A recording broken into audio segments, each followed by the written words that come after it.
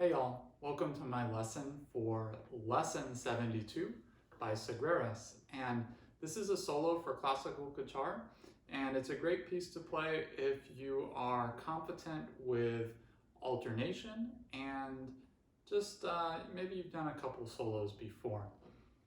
Now for this one, before you get started, you're going to want to practice 3 different patterns which occur throughout this piece. And one of them is P and M alternating against I. So that would be this. Let's start with thumb on 5, index on 3, and middle on 2. Of course, index will not start on the string. So thumb and index, and then, thumb and middle, and then index. Now as you do this, make sure that you feel comfortable with all this motion. Make sure all 3 of these fingers, middle, ring, and pinky, are all moving together. And just practice that for a bit. Make sure you're feeling really comfortable. Make sure you're alternating with simultaneous motion. Okay, that's the first pattern. And it's a little bit of a tough one, so you may want to give that some practice. And just as tough, if not more tough, is this one. Thumb and ring, P and A, versus the index finger. So now we'll have ring on string 1. And when I'm doing this alternation, I still like to let my middle finger travel with the ring and the pinky. You definitely want ring and pinky moving together, but you don't really want your middle finger sticking out as you do that.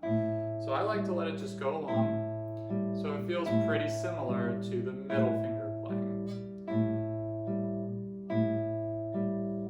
Okay, and then we have one more pattern, which is a little bit more complicated, but it's going to be thumb and ring playing together.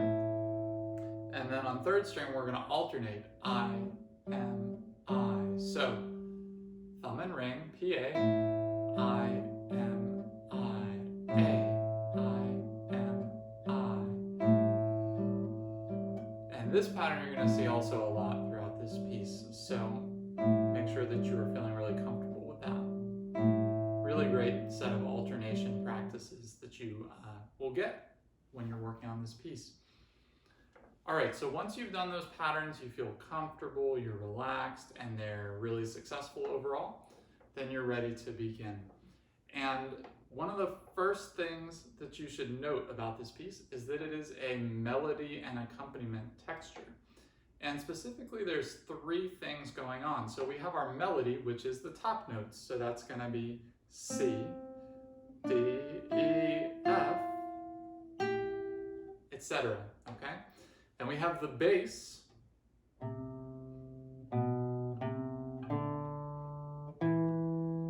Okay? And then we have the inner notes. Rest, rest, rest. Okay? So you're going to want to play all of those separately. And when you play them separately, not only are you trying to really hear how they sound, but you want to figure out how you want to shape it with dynamics.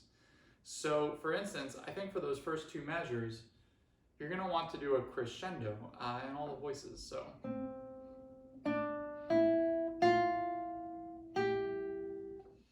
and once you're feeling good with one voice, try doing 2 voices. So the outer voices, the top voice and the bass voice.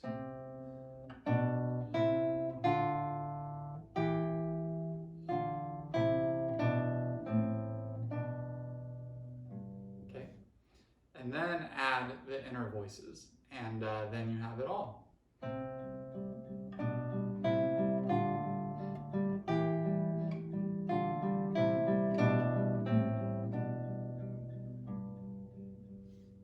Now let's talk about the inner voice, those G's. Whenever you have 3 G's in a row, like look at the very first measure, you play C and then you have those 3 G's, G, G, G. What I like to do, which I think gives it a little bit of character and a little bit more sense of a beat, is to have that middle G be staccato. So just that little thing gives a different feel. So listen for that carefully here.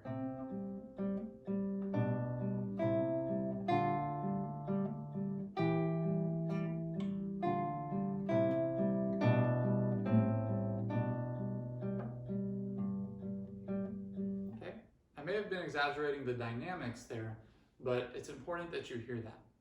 Now, speaking of dynamics, we have to worry about the balance here. And the balance, if you're not familiar with that term, is how all of the different parts sound together in terms of dynamics. So, should one part be louder than the others?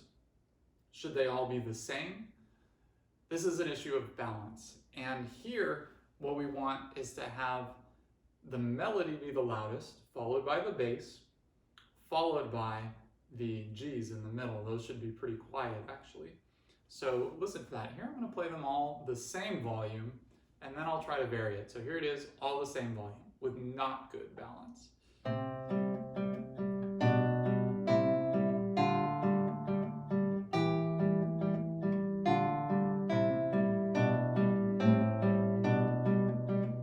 Okay, it's hard to tell what's going on. But if you can especially quiet down those G's, it's going to be more clear.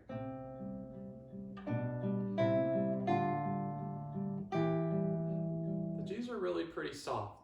We need to hear them. They need to have some shape and some character, but it's pretty soft compared to the other things.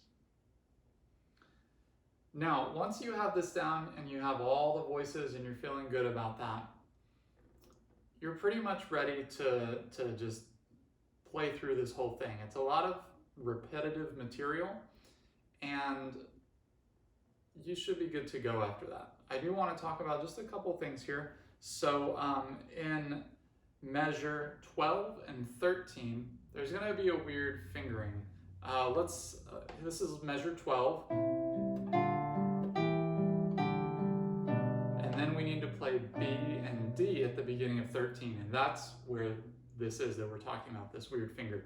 So previously we had been playing B and D every time with finger 2, middle finger, and finger 4, the pinky. But here we just used finger 4 for G. So it's going to be helpful actually to do ring finger for the D, and then actually index finger for B, and then that leaves middle finger for when you have to play the G just a few notes later. So altogether, that's this. Ring and index, and then middle there. Just watch that one more time.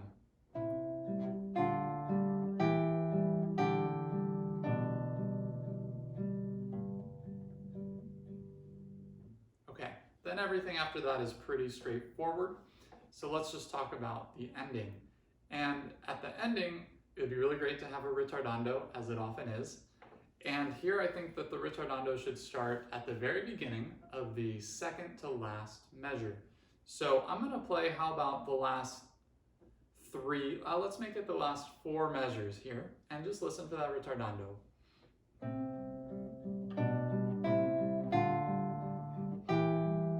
Go.